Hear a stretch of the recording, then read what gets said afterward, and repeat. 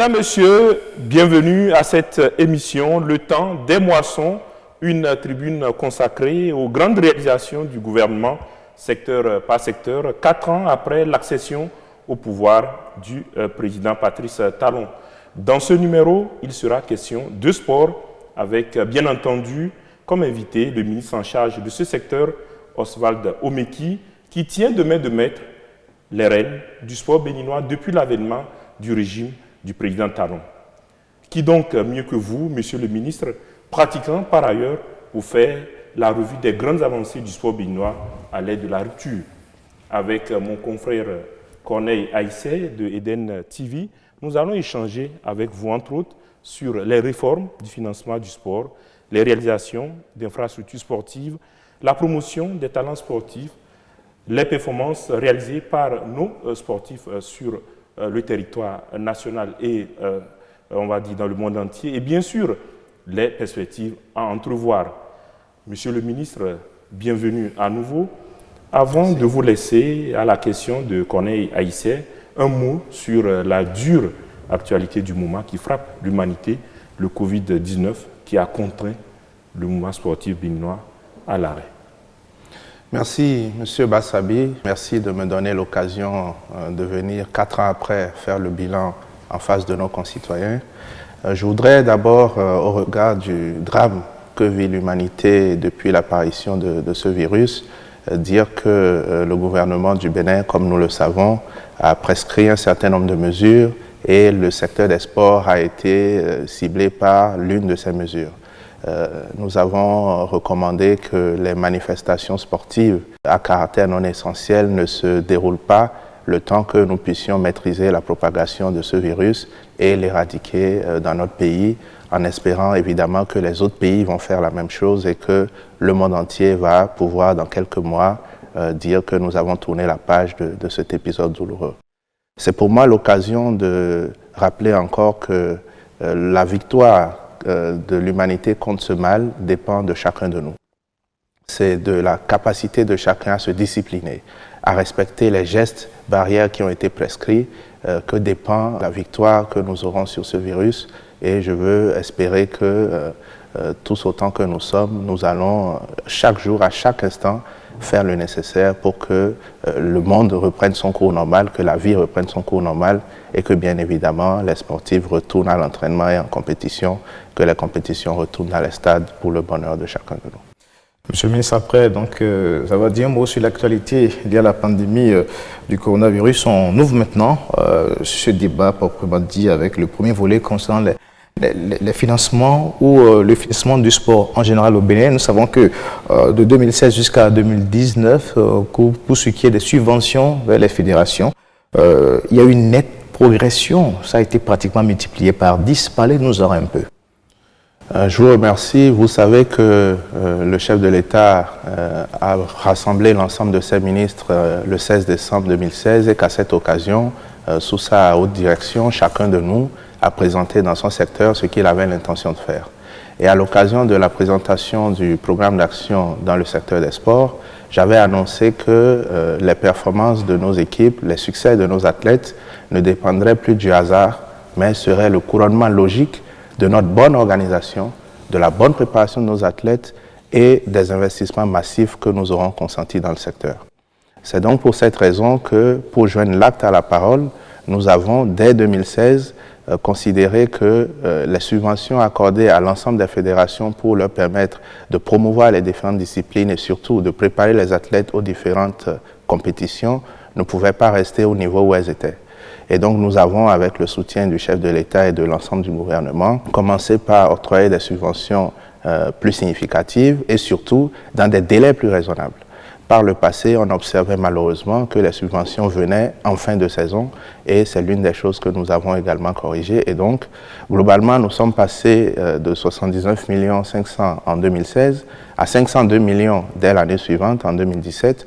Ensuite, ce montant a été en constante augmentation jusqu'en 2019 où les subventions octroyées ont été de l'ordre de 653 millions pour l'ensemble des fédérations.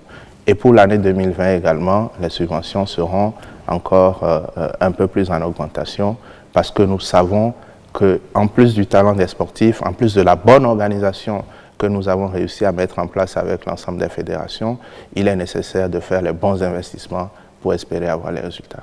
Mais est-ce que pour le fonctionnement de ces fédérations, après cet investissement considérable de la part du gouvernement sur les 4 dernières années, est-ce qu'on sent aujourd'hui véritablement de l'amélioration?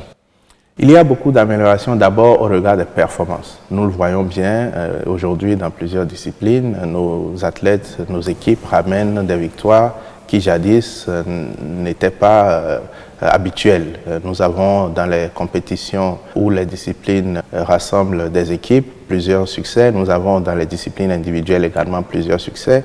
Et l'autre point important que je voudrais mentionner, c'est la bonne gestion des ressources. Lorsque nous avons mis en place cette augmentation des ressources, nous avons également prescrit que désormais, les ressources ne seront renouvelées qu'aux fédérations qui auraient justifié de l'utilisation de la subvention de l'année précédente. Aujourd'hui, quand on reçoit une subvention, d'abord, on la reçoit directement. Il n'y a plus d'intermédiaire, on reçoit directement le montant. Les montants sont dits publiquement, les chèques sont remis devant tout le monde. Ensuite, les ressources sont virées aux fédérations et chaque fédération doit justifier de l'utilisation qui a été faite des ressources avant d'être éligible aux ressources d'une année suivante. Alors, depuis l'année dernière, sous l'impulsion du chef de l'État, le Bénin a ouvert une nouvelle ère, on va le dire ainsi, avec l'implication du secteur privé dans le financement du sport à hauteur de 1 pour 1000 de leur chiffre d'affaires, avec la possibilité d'être propriétaire ou copropriétaire des associations, des clubs, en tout cas des organisations qui animent le sport. Monsieur le ministre, parlez-nous-en. C'est l'une des réformes que j'avais annoncées également en présentant le programme d'action il y a 4 ans. Nous avions dit qu'en plus des efforts que l'État allait faire, il était nécessaire que le secteur privé s'implique dans le financement du sport au Bénin. J'ai annoncé tout à l'heure les montants des subventions, nous les avons multipliés par 10 dans certaines disciplines, mais malgré ces efforts, on voit bien que les fédérations ont encore des besoins, que le sport a encore des besoins. Et c'est vrai que dans tous les pays du monde, aucun État n'est en mesure tout seul de subvenir aux besoins de toutes les fédérations. Et donc, il est nécessaire que nous puissions trouver une formule pour impliquer le secteur privé. Le chef de l'État lui-même, qui est un passionné de sport, nous a beaucoup aidé dans cette réforme. Nous avons d'abord, dans un premier temps, mis en place une mesure incitative qui consistait à défiscaliser les salaires et investissements sportifs. Ensuite, nous avons mis en place dans la loi des finances une mesure qui dit que les entreprises dont le chiffre d'affaires est supérieur ou égal à 1 milliard de francs CFA contribueraient à 1 pour 1000 de leur chiffre d'affaires hors toute taxe au financement du sport. Et nous leur avons laissé la possibilité non seulement de choisir la discipline dans laquelle elles souhaitent investir, mais aussi de choisir d'être propriétaire ou copropriétaire d'associations sportives. Et puis, depuis cette année 2020, nous sommes allés encore plus loin. Nous avons élargi le bénéfice de cette contribution, de cette taxe, aux fédérations sportives. Cela veut dire que nous sommes partis d'un environnement que nous avons mis en place pour inciter la participation du secteur privé. Ensuite, nous avons suscité une contribution du secteur privé en permettant à chacun de financer la discipline de son choix et à hauteur minimum de 1 pour 1000 du montant. Et enfin, nous avons dit aujourd'hui, vous pouvez être vous-même propriétaire ou copropriétaire d'une association sportive, ou bien vous pouvez décider d'apporter cette subvention à une fédération de votre choix, seulement pour rester fidèle à ce que j'avais annoncé précédemment, qui est la rigueur dans la gestion des ressources. Eh bien, il faut que ce soit une fédération déjà éligible au financement de l'État. Et là, monsieur le ministre, vous avez des exemples à nous citer en termes d'entreprises, on va dire comme ça, citoyennes, qui sont engagées dans cette perspective-là? Oui, il y en a beaucoup. Et d'ailleurs, vous avez vu que le président de la République lui-même a dirigé les travaux quand nous avons rencontré les différents groupes d'entreprises du secteur privé et un peu du secteur public également. D'abord, il y a les sociétés qui exercent avec agrément de l'État.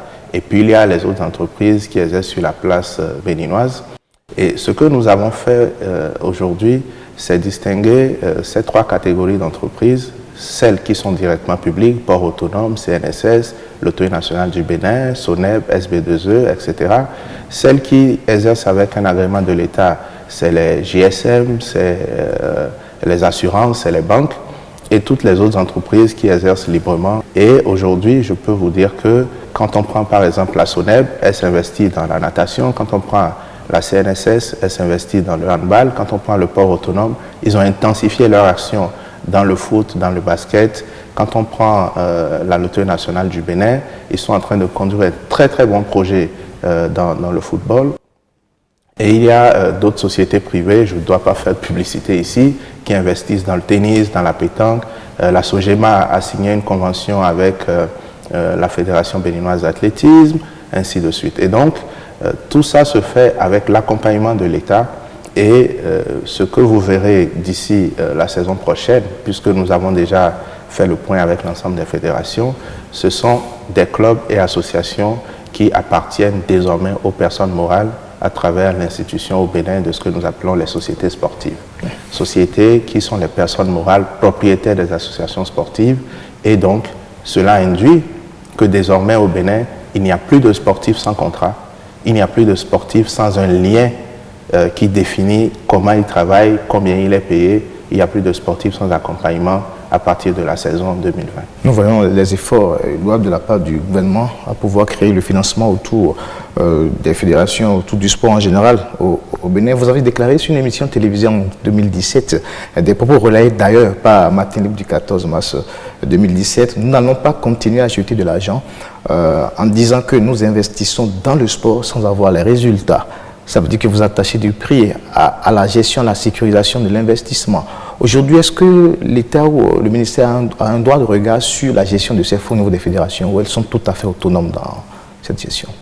Ah non, nous avons absolument un droit de regard et c'est notre devoir en tant que gouvernant, en tant que responsable chargé de l'action publique, de veiller à ce que le moindre franc de l'État dépensé produise le résultat que nous attendons. J'ai dit tout à l'heure que désormais, le financement est apporté en toute transparence. Ensuite, que le financement est apporté seulement quand on a justifié de l'utilisation de la subvention précédente. Et ce n'est pas tout. D'abord, nous ne subventionnons pas en l'air. Les fédérations ont l'obligation de soumettre au ministère un plan d'activité annuel. Ce plan d'activité est soumis dans le dernier trimestre de l'année précédant la mise en place de la subvention.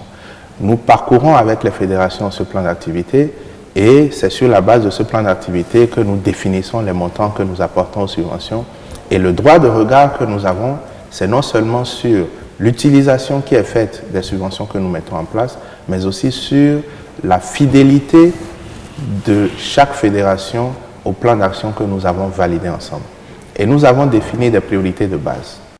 Nous avons dit que dans un premier temps, il est nécessaire d'abord, à l'étape où nous sommes, de vulgariser les disciplines. On a vu dans notre pays qu'à l'époque, il suffisait d'avoir 3 associations pour être une fédération. Aujourd'hui, nous disons, même si c'est ce qu'on a pu faire par le passé et que l'État, malheureusement, a accordé les agréments, il faut faire en sorte que toutes les disciplines se déploient dans l'ensemble des 12 départements du Bénin parce qu'il y a du talent dans nos départements. Il faut prioriser l'organisation régulière des championnats nationaux.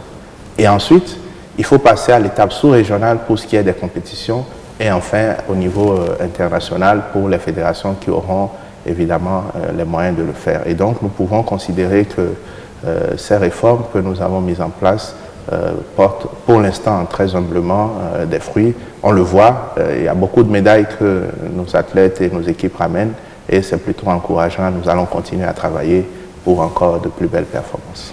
Alors, Monsieur le ministre, on va aborder le volet infrastructurel, le volet phare du programme d'action du gouvernement avec le projet de construction dans une première phase de 22 stades communaux sur toute l'étendue du territoire. Mais avant, on va suivre le compte-rendu d'étape de la tournée que vous avez récemment initiée. C'est un sujet signé Herman Amega. Des gradins déjà formés, une aire de jeu qui se dessine progressivement et des ouvriers toujours à l'œuvre. Le stade d'Avrancourt évolue à grands pas. Oswald Obeki veut s'en rendre compte par lui-même. Le ministre des Sports se montre curieux pose toutes les questions d'éclaircissement. N'hésite pas à examiner le plan convenu pour le comparer à l'ouvrage qui se forme. Sur le chantier, les chiffres avancés sont éloquents. On est à un taux d'exécution de 72,30% à la date du 31 janvier 2020. Ici, on assure et rassure que le stade sera prêt pour la célébration des 60 ans d'indépendance du Bénin. On va jouer ici le 1er août. Ça, c'est une réalité. Les stades communaux, un projet phare du programme d'action du gouvernement, bientôt une réalité à Avrancourt. Le ministre des Sports n'entend pas bercer la garde avant achèvement complet des travaux. Ce projet a été lancé par le gouvernement depuis plusieurs mois maintenant et nous avons constaté que par rapport au délai qui était annoncé initialement, il y a quelques semaines de retard. Il y a eu une réunion que nous avons initiée et cette réunion a été l'occasion pour nous de mettre les entreprises en demeure de finir les travaux sous peine de sanctions. Et donc, suite à cette réunion, il était nécessaire que nous fassions une descente sur le terrain pour vérifier ce qui se faisait effectivement. Il faut reconnaître que les dispositions telles que nous les avons prescrites au cours de cette réunion ont été prises. Les travaux aujourd'hui avancent à un très très bon rythme et les délais que nous avons réaménagés pourront être tenus. À Adjoum, les travaux sont un peu plus avancés. C'est la même entreprise qui s'en occupe. Ici non plus, Osvaldo Meki ne crie pas victoire. On peut être satisfait de ce que vraiment l'entreprise a tenu ses engagements, mais il faut absolument maintenir la pression et espérer qu'avec cette pression qui est maintenue, qui est forte, les chantiers vont être livrés dans les semaines, dans les mois à venir. Tout comme à Avrancourt et à Djon, 20 stades communaux sont en cours de construction sur toute l'étendue du territoire national pour cette première vague. Le ministre se rendra dans chacun d'eux, sa façon à lui de faire un marquage à la culotte pour la livraison des ouvrages dans les délais contractuels. Voilà, monsieur le ministre, un sujet qui démontre à suffisance l'implication de votre département ministériel sur le suivi de ces chantiers qui sont des chantiers stratégiques pour le développement du sport, un véritable ballon d'oxygène pour le mouvement sportif parce qu'il n'y a pas de sport sans infrastructure. Alors, dites-nous, quand sera-t-il des autres stades communaux et également parlez-nous en détail de ce qu'on peut espérer au sortir de la réalisation de ce projet puisque le stade de l'Amitié paysanne est en chantier depuis. Je voudrais rappeler que la stratégie du gouvernement a consisté, en même temps que nous réhabilitons le stade de l'Amitié, en même temps que nous réhabilitons les stades de grande taille comme René Pleven et Charles de Gaulle, nous décidons de doter les communes de stades afin de permettre aux populations d'être proches d'infrastructures aux normes internationales.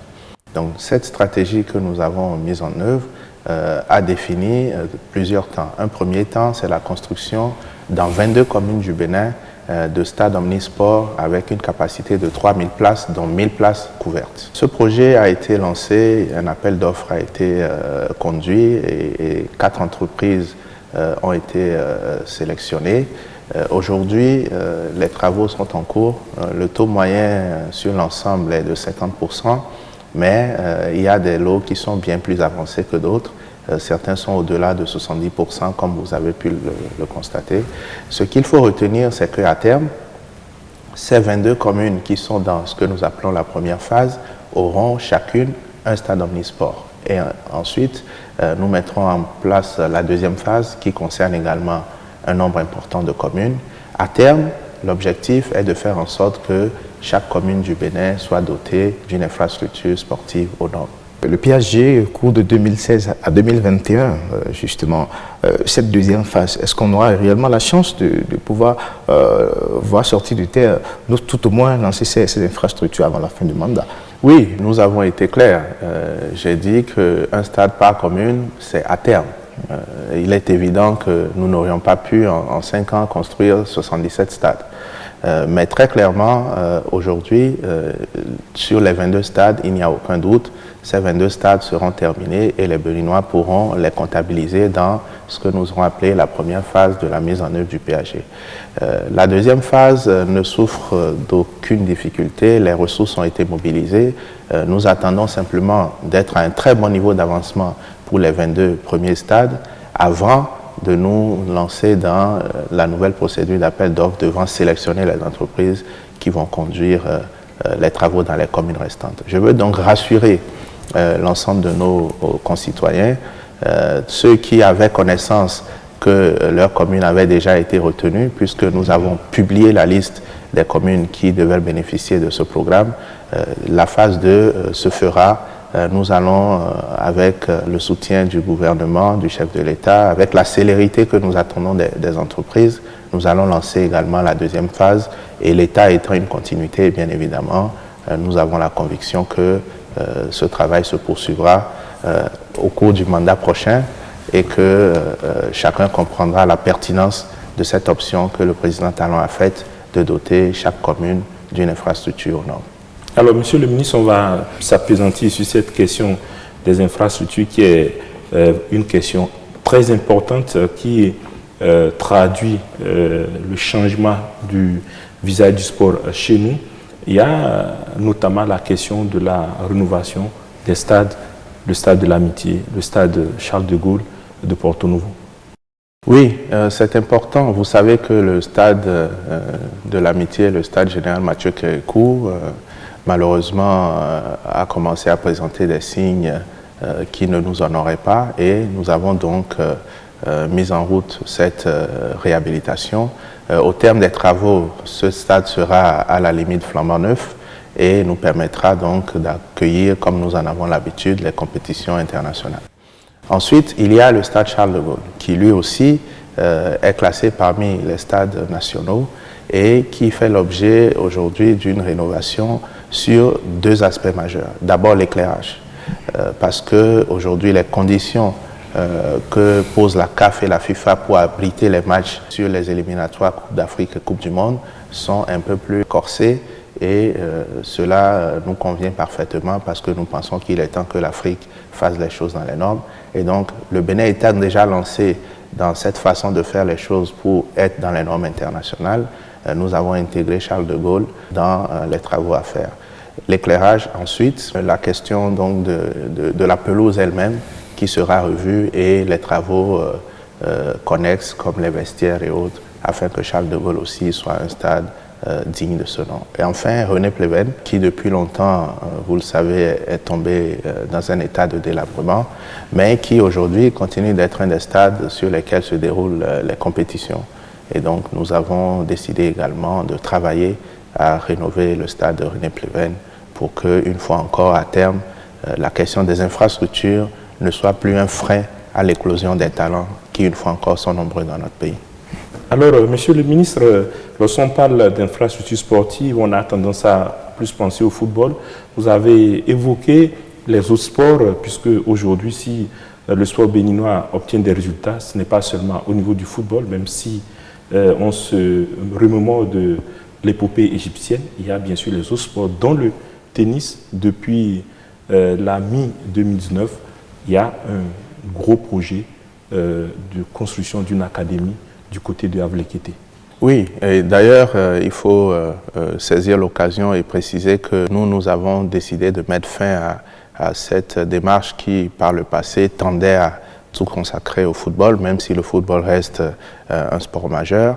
Et c'est pour ça que les stades que nous construisons sont des stades omnisports. C'est à la fois un terrain de foot, une piste d'athlétisme, un terrain de handball, un terrain de basket, des terrains de volley par endroits et un espace pour les pratiquants des arts martiaux. C'est ça la démarche du gouvernement. À côté, il y a en vue des constructions de boulodromes parce que nous allons accueillir la Coupe du Monde de pétanque en 2022. Il y a un regard sur les autres disciplines et c'est dans cette démarche que nous avons, ensemble avec la Fédération béninoise de tennis, conduit une mission pour aller plaider pour que l'Académie francophone de tennis se construise dans notre pays. Il fallait que les États candidats montrent de l'intérêt, il fallait monter un dossier convaincant, il fallait le présenter. Nous l'avons fait ensemble avec la Fédération béninoise de tennis. Nous l'avons fait devant l'Association des fédérations francophones de tennis, devant les hauts responsables de Roland-Garros, puisque le projet est d'avoir ici une académie qui est à la fois un centre de formation pour les jeunes, pour les encadreurs techniques, mais aussi un endroit où on aura des terrains de tennis labellisés Roland-Garros, qui est quand même l'un des labels les plus prestigieux en la matière. Et donc le Bénin a joint l'acte à la parole. Nous avons mis à disposition un domaine de 20 hectares viabilisé à Avlékété sur la route des pêches. Et aujourd'hui, nous sommes en train d'avancer tout doucement sur ce projet qui, lui aussi, permettra à notre pays d'être un des pôles de regroupement de la crème du tennis francophone.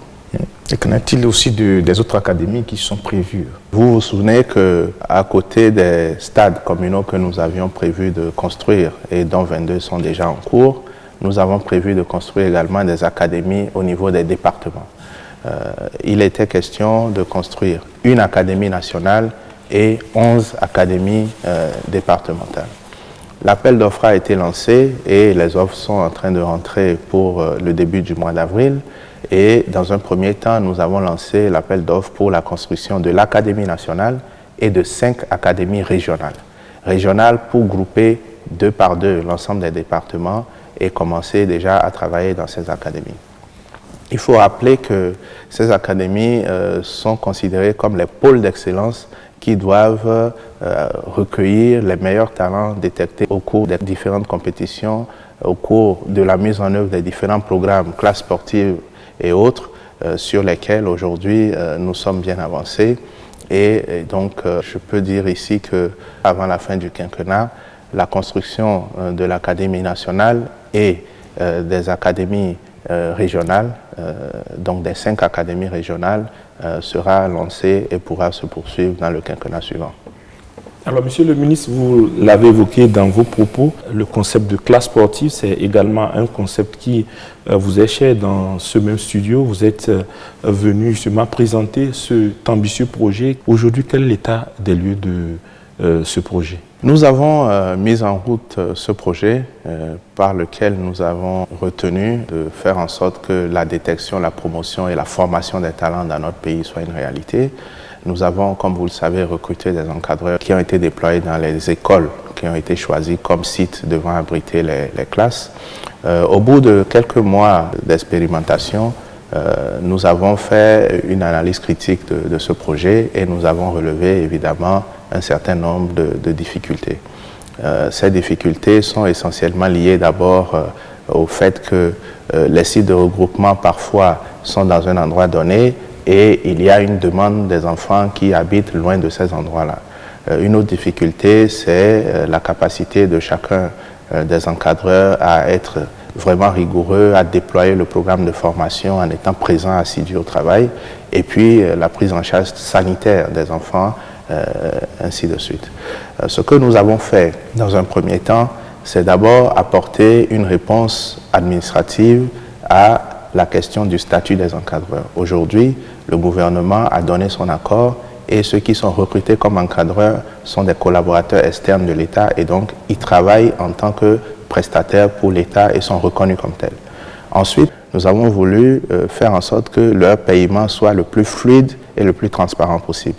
Et donc, nous avons mis en place un dispositif par lequel les encadreurs sont payés directement par le Trésor public à chaque fin du mois, de sorte à ce qu'il n'y ait plus de difficultés administratives qui finalement entraînent des retards dans le paiement. Ce que nous avons enfin décidé de faire, c'est associer le ministère de l'enseignement secondaire, qui était co-signataire du décret dès le départ, dans le suivi au quotidien de la présence de ces encadreurs. Vous savez que les classes sportives, ce sont des classes sportives, mais ce sont des classes avant d'être sportives. Et donc, comme ça se passe en milieu scolaire, aujourd'hui, le suivi est fait conjointement par le ministère des Sports, le ministère de l'enseignement secondaire. Il y a l'autre volet qui est celui des associations sportives communales, sur lequel également nous avons eu quelques résultats encourageants, mais sur lequel nous partageons les mêmes difficultés. Et donc, cette analyse critique nous a conduit à décider d'une restructuration profonde de ce programme. À terme, au bout de cette restructuration qui est déjà en cours, nous aurons un programme encore plus performant pour le bonheur de nos enfants, pour le bonheur des talents dans nos communes. Nous savons que pour ce projet très important, révélateur de talent, les cibles, c'est surtout les enfants de 6e en terminale. Alors que nous savons que les talents se détectent à bas âge aussi, monsieur le ministre. Est-ce que ça sera étendu aux écoliers? Il faut savoir qu'il y a une chaîne. À l'étape actuelle, ce que nous faisions jusque-là, il y avait de la 6e en terminale, ce que nous appelons les classes sportives dans les disciplines football, basket, athlétisme, handball, arts martiaux. À côté, il y avait les associations sportives communales qui étaient réservées à ceux qui ne sont pas dans cette catégorie, qui ne sont pas dans le milieu scolaire et qui peuvent être ou en dehors du milieu scolaire ou bien déjà plus avancés que 6e en terminale que nous avons défini et qui sont, eux, au sein des associations sportives communales, répartis en deux groupes. Le grand groupe des plus de 20 ans et le grand groupe des moins de 20 ans. Quand nous avons fait l'expérimentation, nous avons constaté que parfois, dans ce qui s'appelle les associations sportives communales, c'est encore les enfants scolarisés qui s'y retrouvent. Et dans ce qui s'appelle les classes sportives, il n'y a que les enfants de 6e en terminale. Et parfois, dans une discipline, on retrouve des enfants qui sont de plusieurs catégories d'âge. Et donc, la restructuration que nous sommes en train de conduire nous amènera à un modèle plus intelligent, plus performant, où, à terme, partout où il y a des enfants qui expriment le besoin d'y aller, il y aura une classe sportive, il y aura un encadreur dédié, et les meilleurs enfants issus des différentes classes sportives se retrouveront dans un creuset qui sera le creuset communal. Et ce creuset communal sera ouvert aux extrascolaires qui font montre d'un certain talent et qui pourront donc intégrer le programme. C'est une restructuration qui est en cours aujourd'hui et dont je viendrai vous parler dans les détails puisque nous voulons redémarrer le nouveau format à la suite de celui qui est en place aujourd'hui et que les objectifs sont assez précis. Nous voulons pouvoir dérouler ce format, atteindre les niveaux de performance que nous nous sommes fixés et nous assurer qu'il fonctionne bien, ayant tiré le leçon de tout ce qui n'a pas fonctionné jusque-là. Alors, monsieur le ministre, cerise sur le gâteau par rapport à ce projet finalement visionnaire des classes sportives que vous avez eu, vous avez obtenu la signature de la convention avec la FIFA, une première. C'est une première et très humblement, c'est quelque chose dont tous les Béninois peuvent être fiers. Nous sommes le premier État au monde avec qui la FIFA signe une convention. Vous savez que la FIFA, dans son fonctionnement, travaille avec les fédérations et n'a pas pris l'habitude de travailler avec les gouvernements. Vous avez vous-même vu le président de la FIFA, Gianni Infantino, conduire une délégation ici et nous étions au cabinet du président de la République et que sous le regard du président Patrice Talon, nous avons signé donc cette convention sur le sport à l'école. Et il faut restituer aux Béninois l'historique de cette convention. En réalité, la FIFA a décidé d'investir dans la promotion des talents à la base. La FIFA a décidé d'investir dans la détection des talents en milieu scolaire. Et lorsque la FIFA a commencé ce projet, le Bénin, qui avait déjà eu la bonne inspiration, le génie de lancer une initiative qui s'appelle Classe sportive, a été regardé tout de suite et nous avons présenté notre modèle à la FIFA.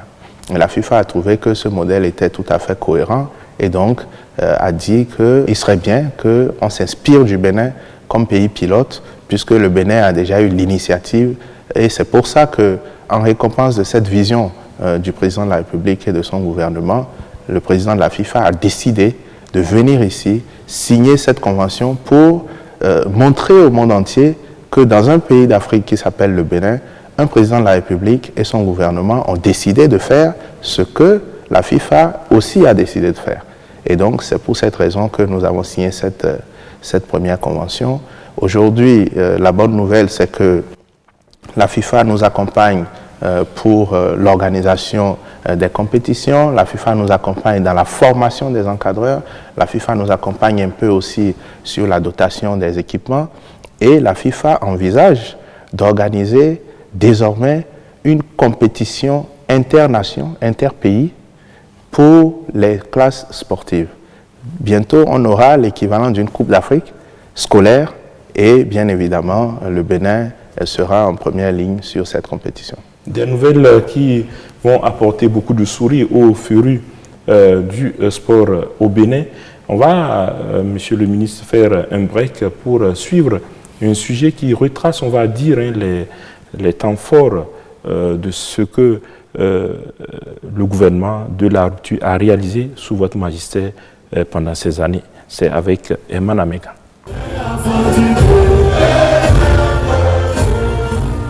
Ils sont devenus héros d'un peuple, de croqueurs de noisettes. Les écureuils ont hérité du surnom mangeurs de lions. Révélation à la Coupe d'Afrique des Nations Égypte 2019, le Bénin s'aligne aujourd'hui sur un palier beaucoup plus confortable que par le passé. Une performance acquise à la sueur des efforts sur le terrain, mais aussi grâce à l'accompagnement colossal de l'État, vol spécial affrété pour faciliter les déplacements, préparation rigoureuse à Ifrane et Marrakech pour la CAN, staff technique étoffé, tout pour un environnement de performance. L'État a joué sa partition, les joueurs ont bien renvoyé l'ascenseur, faisant des heureux, à commencer par le chef de l'État lui-même. Nessiri qui fait des petits pas avec ce ballon arrêté. Alakbé qui l'arrête. Alakbé, il le fait son arrêt. On l'attendait, il est présent une fois de plus. Alakbé, le héros pour l'instant de cette Coupe d'Afrique des Nations totale 2019. Regardez l'avancette, il est parti du bon côté du point gauche. Il va enlever ce ballon des filets. Remarquable, le gardien, remarquable arrêt. Avec ce joueur qui s'élance là, Mama, qui frappe, c'est dedans. Le Bénin qui s'est qualifié au tir au but en battant cette équipe du Maroc. Incroyablement passif tout au long du match. Les supporters et supportrices marocaines qui sont attirés, Bouffon est aussi. Il a raté son tir au but.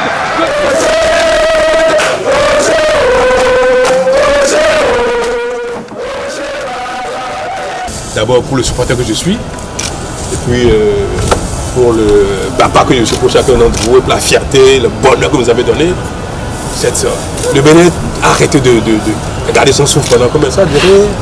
Depuis 60 ans. Ça a duré 2 semaines. Ça a duré 15 jours. 15 jours. Plus personne ne peut rien faire. C'était le foot, le Bénin, et puis on comptait les jours, les heures. C'est extraordinaire. Le sport comme vecteur de développement. Donc, le président Patrice Talon en a fait une priorité absolue. Le projet de construction et de réhabilitation de stade omnisport a démarré et évolue à une vitesse exponentielle. Entre autres apports dont bénéficient ces stades, l'aménagement d'une aire de football en gazon synthétique, la construction de 2 tribunes de 1500 places, une grille anti-hooligan et une piste d'athlétisme de 8 couloirs. Un méga projet qui, à moyen terme, va donner un nouveau visage au football béninois. Outre le sport d'élite, le programme d'action du gouvernement pense aussi à l'avenir qui doit être préparé maintenant. Les classes sportives ont alors ouvert leurs portes. Le concept séduit la Fédération internationale de football association. Lors de son passage à Cotonou, le président de la FIFA a signé un mémorandum avec le Bénin dans le cadre du projet Football for Schools, piloté par l'instance fêtière de football mondial et dont le Bénin se retrouve aujourd'hui premier bénéficiaire. Une mission de la FIFA est même revenue pour sonder le terrain et définir les modalités. Le Bénin est reconnu comme bon élève en termes d'investissement dans le sport. Quand le gouvernement prend en charge les entraîneurs, ça c'est une chance inouïe, pas seulement pour la FBF, mais pour aussi la FIFA. Donc ce que le gouvernement et la fédération est en train de faire ici, il n'y a pas de mots. Merci, merci, et puis c'est fantastique. Pour accompagner les fédérations sportives, une subvention est allouée annuellement et connaît une augmentation chaque année un coup de main qui permet aux associations sportives de dérouler leurs activités statutaires. Coup de pouce, le gouvernement en donne abondamment quand il s'agit d'accompagner les projets de développement du sport. La Fédération béninoise de tennis, avec le lobbying du gouvernement, a décroché la construction d'une académie référence de tennis dont le site sera implanté à Avlekete, sur la route des pêches. Les réformes dans le domaine du sport impactent positivement le secteur et placent aujourd'hui le Bénin sur une pente ascendante pour encore enregistrer des performances jamais réalisées. Voilà, monsieur le ministre, un sujet juste comme ça pour nous replonger dans ce qu'est devenu le sport béninois. Je le rappelle, sous votre magistère, un brin de fierté quand même, monsieur le ministre, puisque en tant que pratiquant, lorsque vous voyez les performances réalisées par nos sportifs, on l'a vu dans le sujet les écureuils footballeurs, mais aussi il y a bien d'autres pans de notre sport qui aujourd'hui font la fierté du Bénin. Un brin de fierté, oui, mais vous savez que nous sommes une équipe de compétiteurs. Le président de la République est un compétiteur né, il a dit, et nous aussi, nous sommes ou des compétiteurs nés ou des compétiteurs révélés. Nous nous sommes découverts, pour certains d'entre nous, cette envie de gagner encore plus en travaillant aux côtés du chef de l'État. Et c'est pour cela que ces premières performances, ces premiers succès nous donnent une seule envie, c'est continuer. Parce que nous pensons que nous pouvons encore faire mieux, nous pensons que le Bénin peut encore vivre des émotions plus fortes, plus belles que celles que nous avons vécues lors de l'exploit à la dernière Coupe d'Afrique des Nations. Le foot est allé en quart de finale, la pétanque est vice-championne du monde, Océane a décroché sa médaille d'or, Noélie Odile se porte bien, etc. Mais tout ça, c'est pour nous le début d'une belle aventure. Nous allons continuer à travailler avec le soutien de tous les acteurs, les fédérations, le secteur privé, et pour que encore et encore le Bénin puisse vivre des moments aussi heureux. Et une fois encore, je veux dire aux Béninois des 77 communes que je les remercie pour le soutien qu'ils nous ont apporté pendant cette belle aventure. Nous allons continuer à le faire pour le bonheur de nous tous. Alors, monsieur le ministre, vous l'avez vous-même décliné, le sport béninois en termes de prouesse se conjugue au féminin. Vous avez cité Noélie Arigo, Odila Ronwanou, Océane Ganiro, Alassane Benti. On a une longue liste. Ça veut dire que de plus en plus, le sport se conjugue au féminin chez nous et vous avez une vision précise et des actions précises dans ce sens. Oui, le sport se conjugue très bien au féminin. Vous savez qu'au handball, nos dames ont été championnes du Challenge Trophy. Je vais continuer à en citer d'autres. Au basketball, elles se portent de mieux en mieux, ainsi de suite. Ce qu'il faut retenir, c'est que pour nous, ce qu'un homme fait, une femme est capable de le faire et même peut-être de le faire mieux. Vous n'oubliez pas que le Bénin, c'est le pays des Amazones. Et donc, nous croyons que les femmes sont tout aussi capables de prouesse. Et c'est pour cette raison que dans les différentes disciplines, nous n'hésitons pas à impulser la même énergie, le même accompagnement, et que même dans les disciplines les plus improbables, où on peut croire que le succès des femmes peut être plus difficile, nous n'hésitons pas. Récemment, vous avez vu que la FIFA également sur ce plan, pour parler du football, nous a accompagnés.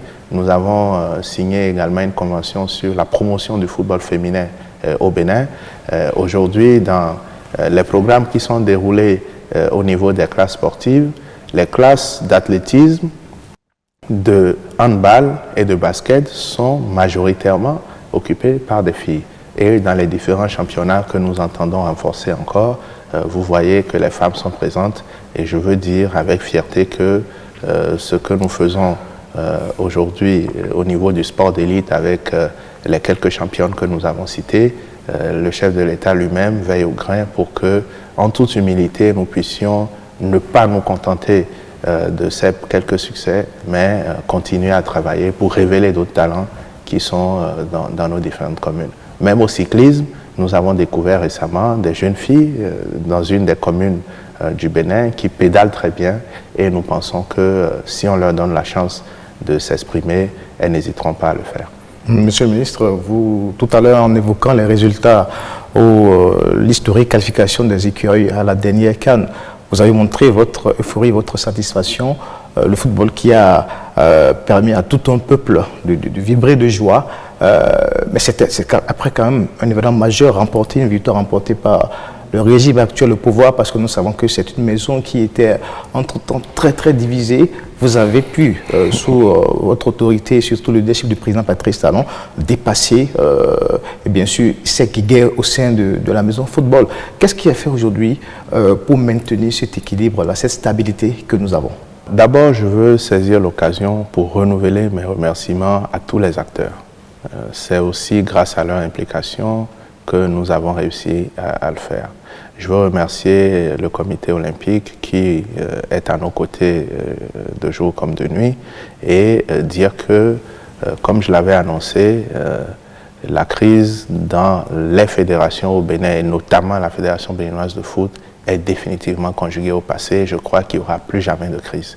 Ce que nous mettons en place pour éviter que cela n'arrive, c'est des règles de gestion.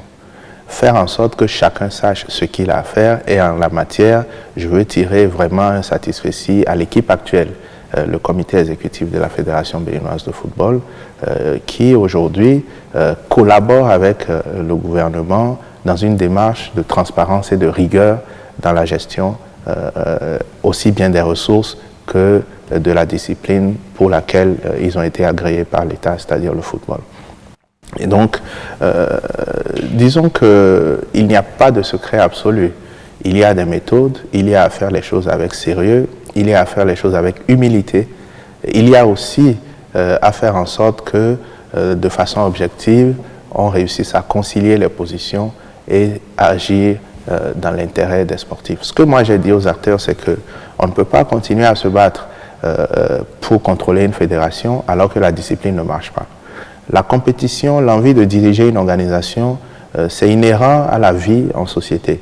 Mais on ne peut pas diriger une fédération qui elle-même organise une discipline qui n'enregistre aucun succès. C'est pour ça qu'aujourd'hui, j'ai dit à l'ensemble des responsables des fédérations que le plus important, c'est que la discipline fonctionne, qu'elle soit pratiquée partout, qu'on ait des compétences, qu'on ait des talents, qu'on ait des performances, qu'on ait des médailles, et que, à la suite de ça, nous puissions dire qui va diriger nos fédés. Enfin, nous avons fait un travail. Vous savez, une des difficultés dans les fédérations, c'est lorsque on ne stabilise pas les tests.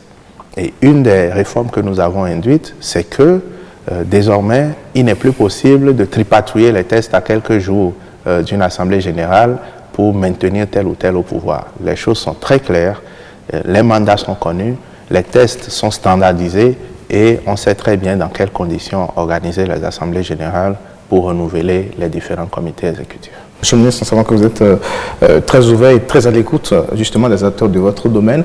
Vous avez cité tout à l'heure les performances, les médailles, les trophées remportés. Mais ces champions que nous avons aujourd'hui, quel plan est mis en place pour les accompagner? Je voudrais rappeler que nous avons mis en place ce qui, à notre avis, est quand même une assez bonne initiative, c'est le Gala des champions. C'est cet événement par lequel, chaque année, nous célébrons les différents sportifs, les différentes équipes qui ont fait les meilleures performances au cours de la saison sportive écoulée. Vous savez qu'au-delà de la petite distinction que représente le trophée, il y a parfois, et bien souvent d'ailleurs, un accompagnement financier que nous donnons à chaque athlète. Et l'effet, nous l'avons vu, il a été immédiat. Dès que nous avons mis en place cette initiative, c'est 85 médailles pour 19 fédérations au total. Et depuis que cette initiative est en place, chaque année, le nombre de médailles augmente, puisque désormais, en courant, en compétissant, chaque athlète béninois, résident ou de la diaspora, sait que s'il a une médaille d'or, ça correspond à une distinction, un montant donné. S'il a une médaille d'argent, ça correspond à un montant donné, ainsi de suite. Et donc, aujourd'hui, nous voyons l'intérêt, l'engouement que suscite ce programme mis en place dans la motivation de nos sportifs, et nous allons continuer à le faire pour que, une fois encore, notre pays puisse prendre le contrôle du continent, prendre le contrôle de toutes les disciplines d'ici quelques années. Alors, Monsieur le ministre, on va commencer petit à petit l'atterrissage par rapport à cette émission, et on va parler bien sûr des perspective, en principe, on devrait sortir de la double confrontation Bénin-Lesotho. Le Bénin a, on va le décrire ainsi, bien amorcé les éliminatoires de la CAN 2021. Alors dites-nous comment vous entrevoyez la suite de cette campagne. C'est vrai qu'on vit ce que nous vivons en ce moment. Oui, malheureusement, la crise sanitaire que traverse le monde a conduit à un report de cette échéance majeure, qui est donc la double confrontation Bénin-Lesotho. Mais je veux rassurer chacun de nous, le Bénin reste concentré. J'ai dit que ce qui s'est passé à la CAN 2019, c'est le début de l'aventure. Je n'ai pas dit que c'était une parenthèse et donc nous avons conscience de ce que, oui, on a vécu un exploit, mais il faut garder la tête froide, rester humble, continuer à travailler. Et le prochain challenge, c'est une qualification pour la prochaine Coupe d'Afrique des Nations en ce qui concerne le football. Et puis, quand nous sortirons de cela, évidemment, moi j'ai l'intention de jouer à fond les chances du Bénin pour la qualification pour la Coupe du Monde. Ça, c'est pour ce qui est du football. Pour les autres disciplines, nous avons en perspective la Coupe du Monde de pétanque 2022. Vous savez que le Bénin a fait acte de candidature et que nous sommes aussi vice-champions de pétanque. Et donc, nous travaillons à organiser cela convenablement. Dans le chapitre des réformes, il y a la question des sociétés sportives que j'ai annoncé tout à l'heure. Le gouvernement va prendre le décret qui institue les sociétés sportives et à partir de ce moment-là, plus aucune association, aucun club n'appartiendra à un individu en tant que personne physique. Il faudra être personne morale pour être propriétaire d'un club, d'une association sportive dans l'ensemble des fédérations. Et donc, plus aucun sportif, aucun encadreur ne sera lié à un club sans que nous n'ayons copie du contrat et que nous ne suscitions en faveur de ces différents sportifs ou encadreurs la souscription par les propriétaires des clubs d'une assurance et qu'éventuellement nous travaillons à garantir à chacun une retraite. Autre perspective que je voudrais partager avec vous, c'est l'intensification de la campagne en faveur de la pratique du sport pour tous. Nous espérons, avant décembre 2020, arriver à ce que dans les 546 arrondissements du Bénin, dans les 77 communes, dans les 12 départements, tout le monde pratique du sport pour son bien-être. Et enfin, la restructuration du programme des classes et associations sportives qui, une fois encore, donnera lieu à un meilleur programme, un programme plus performant, un programme plus proche de nos jeunes enfants, de nos jeunes talents, un programme plus intéressant pour l'avenir sportif de notre pays. Parlant toujours de perspective, il y a un point important qui vous tient à cœur, c'est cette question de la mise en place d'une unité de production de contenu sportif. Oui, c'est un point majeur. Nous avons décidé que pour valoriser davantage tout ce qui est fait dans notre pays, nous allions doter notre pays d'une unité de production de contenu sportif aux normes internationales. Je veux ici saluer l'effort de la presse sportive, des différents médias, des différentes radios, télé et autres canaux digitaux qui essayent malgré les difficultés, d'aller sur les stades, de valoriser le sport béninois, de valoriser nos athlètes, tous les efforts qui sont faits. Et nous avons pensé qu'il serait important pour notre pays de se doter de cette unité de production professionnelle dédiée exclusivement à la valorisation du sport béninois. Et donc, c'est l'un des chantiers sur lesquels nous sommes en ce moment et qui avance très bien.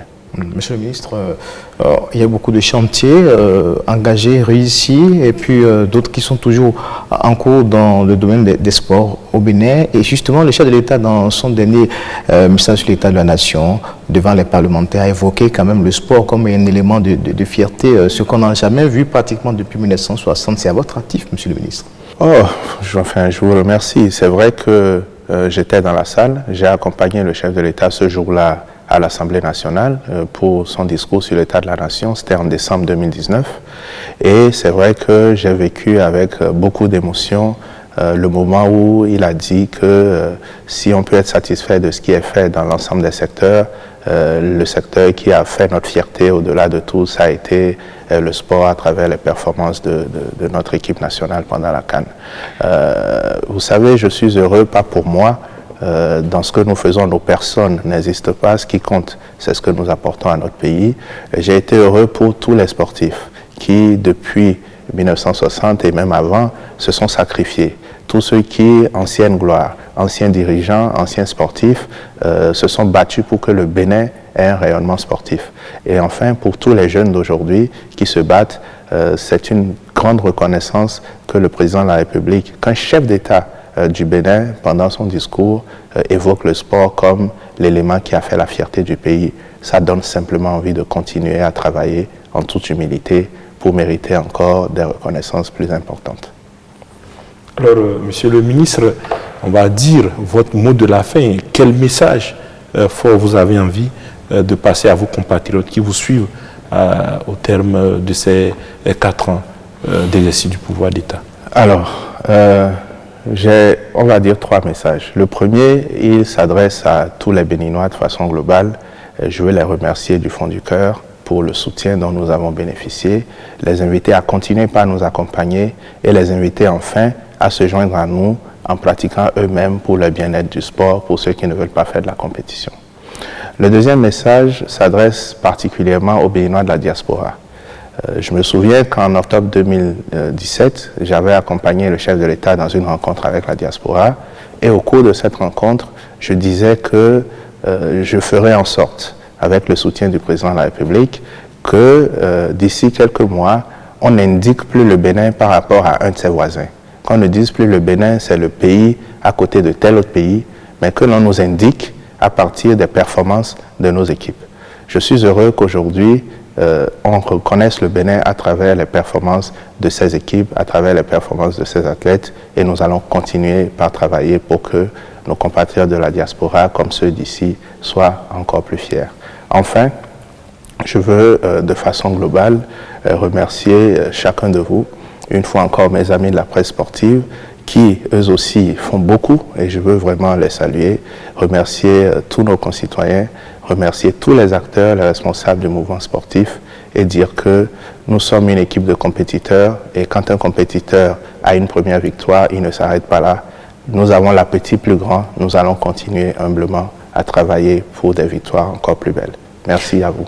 Merci à vous, Monsieur le ministre. Mesdames, Messieurs, nous voici au terme de cet échange intitulé « Le temps des moissons » sur le sport béninois avec le ministre Oswald Omeki qui nous a permis de cerner la marche du sport à l'ère de la rupture à l'occasion des 4 ans de pouvoir du président Patrice Talon qui est en train de révéler sportivement le Bénin aux Béninois et au monde. Merci à vous, Corneille Aïssé, mon confrère de Eden TV avec qui j'ai conduit ces discussions. Merci également à toute l'équipe de la division des sports et de l'équipe de production qui se sont mobilisés dans l'ombre pour la réussite de cette émission. Merci à la réalisatrice Christelle Sabouhan et une fois encore merci à vous, Monsieur le ministre, et bonne continuation.